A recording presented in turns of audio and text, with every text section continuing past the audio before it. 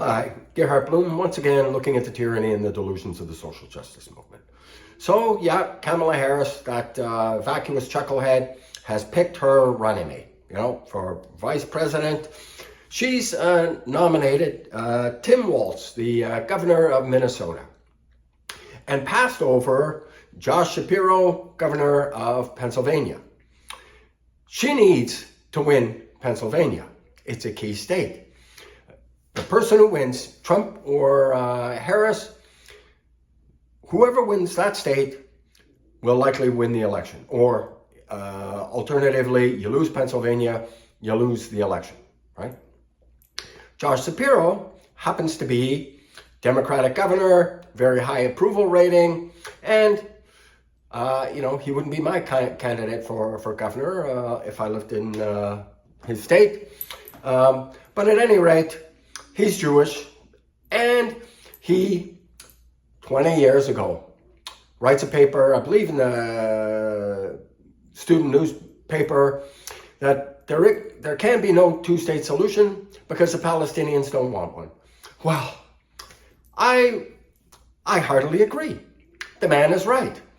In fact, I did a video on that very issue, right? There is no two-state solution because the Palestinians don't want one. Never have.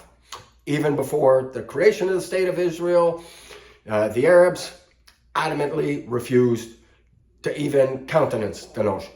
But at any rate, Josh Shapiro wrote this 20 years ago.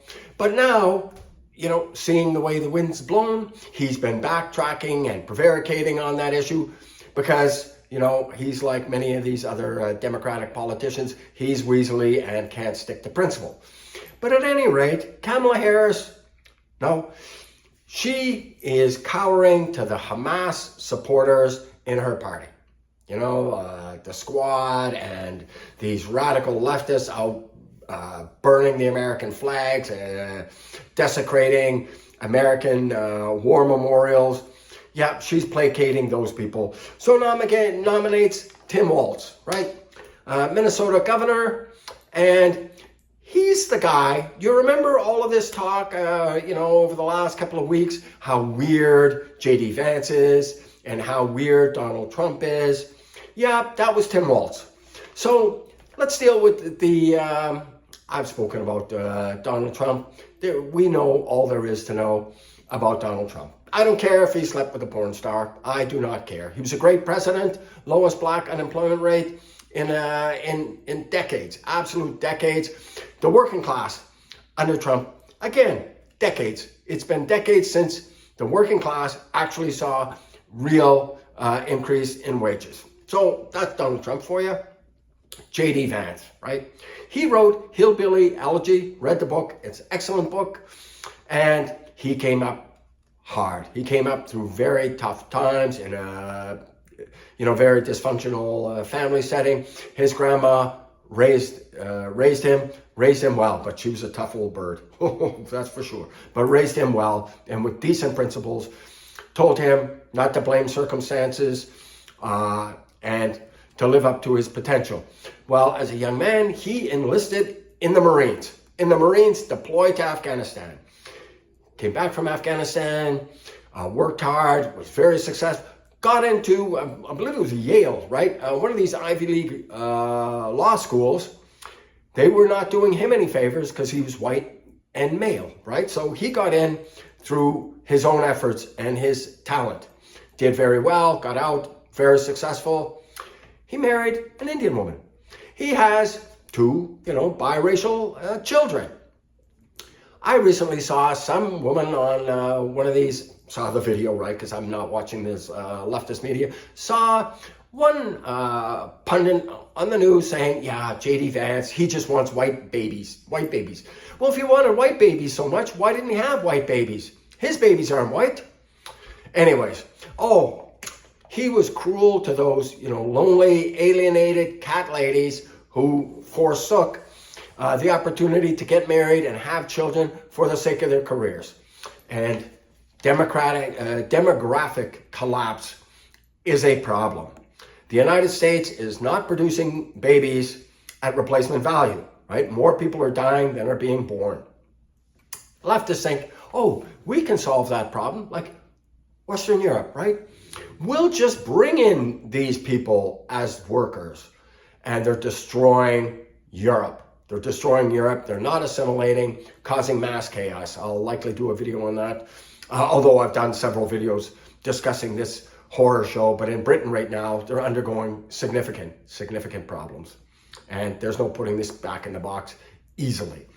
But let's look at Tim Walz. Tim Walz, he's a moderate. And he's not at all weird. He's not at all weird. But he wants illegals to have driver's licenses, free tuition, free health care, and he supports gender-affirming care for minors. Did a video on that too, right? Gender-affirming care is absolutely catastrophic for young people. Their lives and bodies are being destroyed. And he wants to take children away from parents who refuse to play this poisonous game.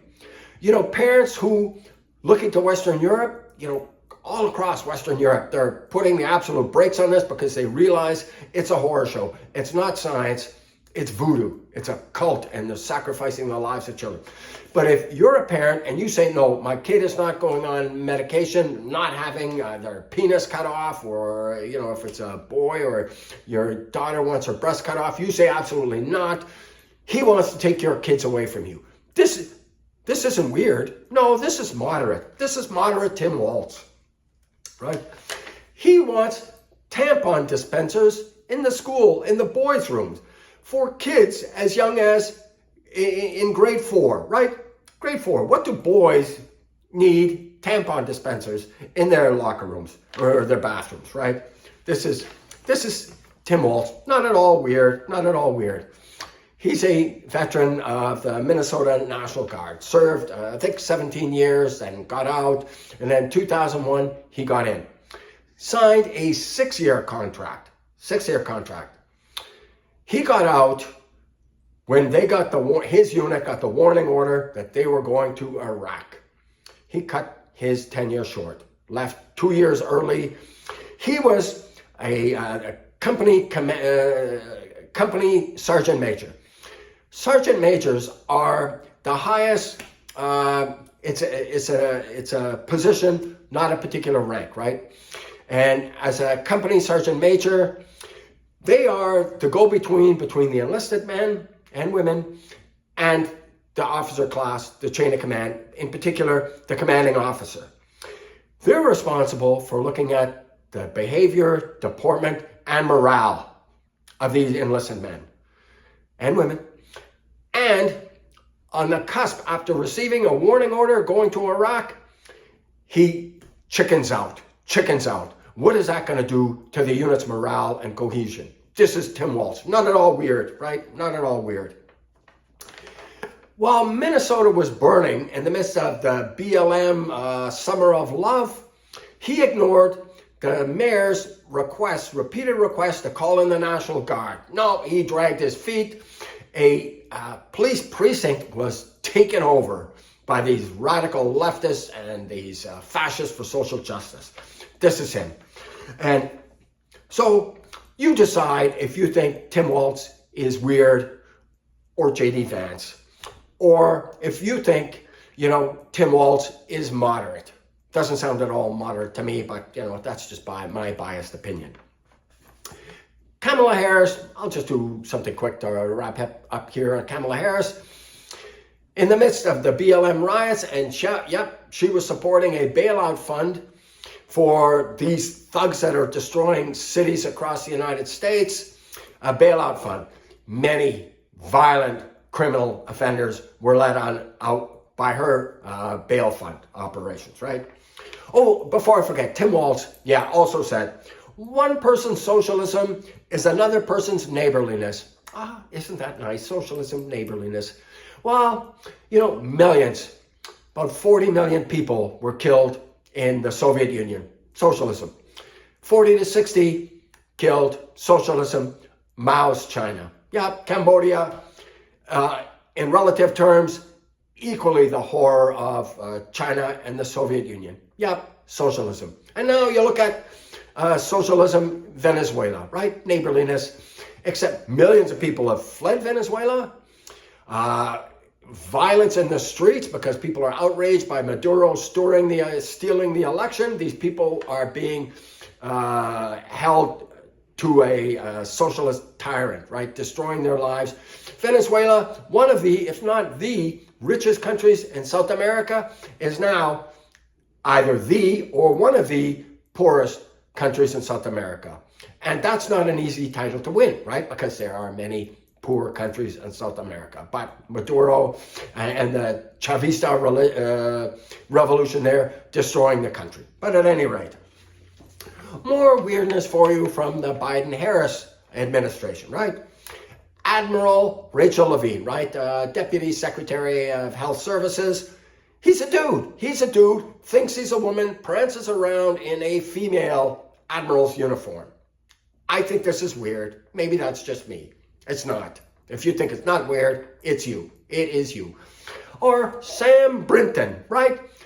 Bald head, beard like mine, lipstick, women's dresses, high-heeled shoes, a senior official in the Department of Energy, and in his off hours, stealing women's luggage from airports. Yeah, Sam Brinton.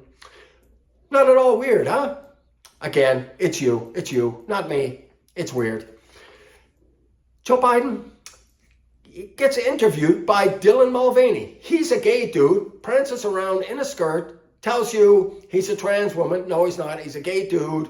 And acts as though he's a 14-year-old girl. Behaves like a 14-year-old girl. Actually, a parody of a 14-year-old girl. I've never seen a 14-year-old girl act like this ridiculous clown.